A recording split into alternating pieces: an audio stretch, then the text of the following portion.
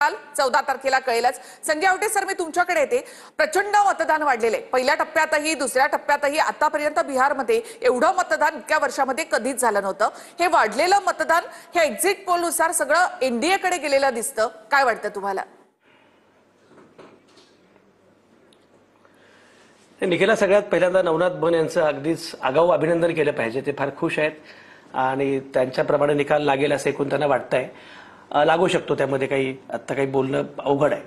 पण मुळात एक लक्षात घेतलं पाहिजे की एक्झिट पोलचे अंदाज कायमच चुकलेले आहेत आतापर्यंत। म्हणजे बिहारचे एक्झिट पोल मला आठवतं 2015 मध्ये एक्झिट पोलचे अंदाज कसे पूर्ण चुकले आणि त्यानंतर अनेकदा हे आपण बघितलंय। त्यामुळे एक्झिट पोल असेच अगदी बरोबर येतील किंवा काय असं मानायचं कारण नाही।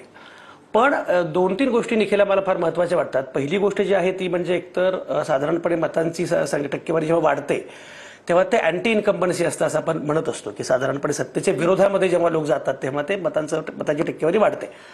इथे मात्र असं होईलच असं काही मला वाटत नाही। मागे माझं स्वतःचं जे बिहारबद्दलचं आकलन आहे आणि साधारणपणे गेली 20 वर्ष मी बिहार फॉलो करतोय, तर मला स्वतःला असं वाटतं की यावेळची निवडणूक पूर्णपणे वेगळी होती।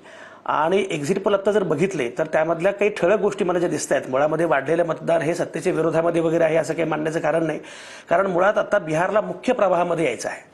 जे कायम असं म्हटलं जातं की तुम्ही याचा बिहार करून टाकला, बिहार हा शब्द जो बदनाम झालेला आहे, जो मलिन झालेला आहे, तर आपल्याला मुख्य प्रवाहात यायचं आहे, आपल्याला राजकारणाच्या मुख्य प्रवाहात यायचं आणि विकास हा मुद्दा सगळ्यात महत्त्वाचा असणार आहे असं बिहारी माणसांना वाटू लागलंय आणि त्यामुळे बिहारी माणूस मोठ्या संख्येनं बाहेर पडलाय मतदानासाठी हे दिसतंय। पण मला स्वतःला आता जे सगळे एक्झिट पोल दिसत आहेत किंवा माझं स्वतःचं जे आकलन आहे त्यामध्ये दोन तीन गोष्टी आहेत। एक म्हणजे तुम्ही जर बघितलं तर एनडीएचं सरकार येण्याची शक्यता नाकारता येत नाही, हे खरंच आहे। पण मला असं दिसतंय की जर सिंगल लार्जेस्ट पार्टी म्हणून आरजेडी पुढे आली तर आश्चर्य वाटू नये। म्हणजे तेजस्वी यादवांच्या पक्षाला सर्वाधिक जागा मिळू शकतात अशी एक शक्यता दिसते आता याच्यामध्ये। हा पहिला मुद्दा आहे। दुसरा मुद्दा असा की नितीश कुमार आणि भाजप या तुलनेमध्ये भाजपचं महत्त्व वाढवावं असा प्रयत्न भाजपनं सातत्याने केला। एक लक्षात घ्या, म्हणजे 1967 मध्ये बिहारमध्ये पहिल्यांदा सरकार आलं, बिगर काँग्रेसचं सरकार आलं, काँग्रेसला वगळून सरकार आलं पहिल्यांदा 1967 मध्ये। तर तेव्हा त्या सरकारमध्ये भारतीय जनसंघ तेव्हाचा होता, नंतर जनता पक्ष, भारतीय जनता पक्ष वगैरे झाला। पण उत्तर प्रदेशमध्ये ज्याप्रमाणे भाजपला मुख्यमंत्रीपद मिळवणं शक्य झालं तसं बिहारमध्ये आतापर्यंत जमलेलं नाहीये। यावेळी मात्र बिहारमध्ये भाजपला मुख्यमंत्रीपद मिळवायचं आहे।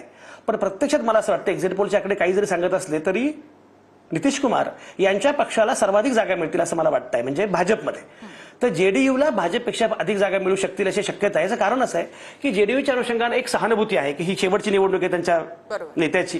त्यामुळे जर हे घडलं की जेडीयूला सर्वाधिक जागा मिळाल्या तरी सुद्धा आश्चर्य वाटू नये, म्हणजे भाजपपेक्षा जेडीयूला अधिक जागा मिळू शकतील। त्यामुळे एनडीएचं सरकार जरी आलं तरी सुद्धा भाजपचा मुख्यमंत्री होऊ शकतो, हा एक मुद्दा आहे। आणि आरजेडी हा सिंगल लार्जेस्ट पार्टी म्हणून उदयाला येऊ शकतो, हा मुद्दा आता मला इथे महत्त्वाचा वाटतो। बाकी विश्लेषण आपण पुढच्या टप्प्यात करूया। जी नक्कीच। उन्मेष सर, मी तुमच्याकडे येते। या महाराष्ट्रातल्या निवडणुकीमध्ये आपण पाहिलं की लाडकी बहीण योजनेमुळे महायुतीला या ठिकाणी बंपर असं मतदान झाल्याचं आणि ते सत्तेत आल्याचं पाहायला मिळालं। बिहारमध्ये सुद्धा असंच झालं असेल असं तुम्हाला वाटतं? निखिलाजी, दोन गोष्टी आहेत। एक म्हणजे तुम्ही आता म्हटलात तसं 10,000ची ही कमाल वाटतीये। एक दोन गोष्टी आहेत त्याच्यामध्ये। एक म्हणजे मतदान जे वाढलेलं आहे त्याच्यामध्ये लाडकी बहिणी वेगळ्या स्वरूपात जी योजना लागू केली। दुसरं आणखी महत्त्वाचं म्हणजे 20 ते 30 हा जो काही वयोगट आहे याच्यातलं जे स्थलांतरितांचं जे मतदान आहे, तरुण मुलांचं जे मतदान आहे ते मला वाटतं वाढलेलं आहे। आणि या महिलांचं मतदान आणि तरुणांचं मतदान या दोन गोष्टीच मतदानाची टक्केवारी वाढण्याला मला वाटतं कारणीभूत आहेत।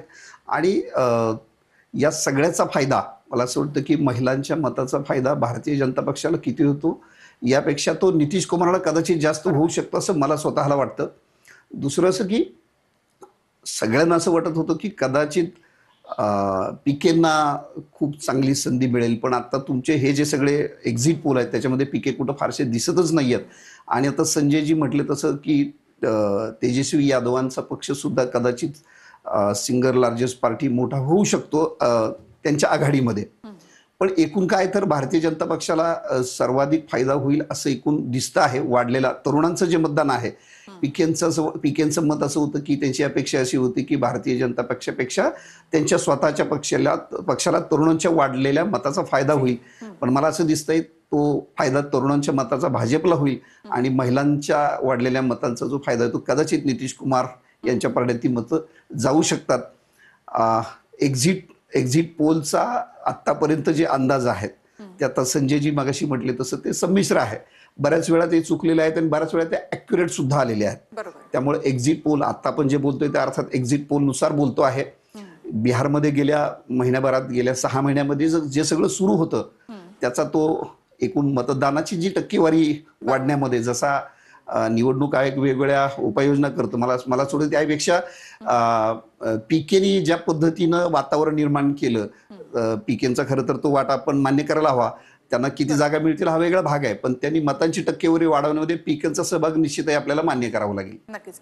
खूप खूप धन्यवाद. अर्थात हे एक्झिट पोलचे आकडे आहेत, हे फक्त अंदाज आहेत आणि त्यामुळे खरा निकाल जो आहे तो 14 तारखेला आपल्या समोर येणार आहे आणि त्यावेळेलाच कळेल की बिहार नेमकं कोणाचं. खूप खूप धन्यवाद, तुम्ही आमच्याशी बोललात.